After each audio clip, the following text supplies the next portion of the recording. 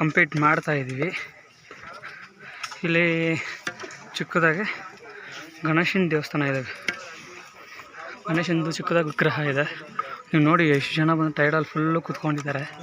ನನಗಂತೂ ಹಂಗೆ full vomit ಬರೋ ಥರ ಆಗ್ತಿದೆ. ತಲೆ ಫುಲ್ ಚಕ್ಕರ್ ಹೊಡಿತಿದೆ. ಅಲ್ಲಿ ನೋಡಿ ಆ ತಾತ ಎಷ್ಟು ಕತ್ತಲ್ಲಿರೋ ದ್ರಾಕ್ಷಿ ಇದ್ದಾರೆ ಅಂದ್ಬಿಟ್ಟು. ಬಟ್ ತುಂಬ ಟಫ್ ರೀ, ಕಷ್ಟ.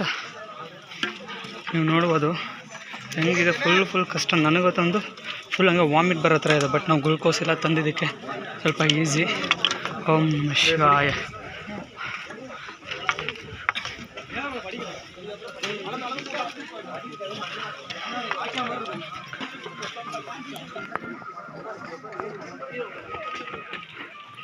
ಕಾಣಿಸ್ತಿದೆ ಅನ್ಕೊತೀನಿ ಗಣೇಶ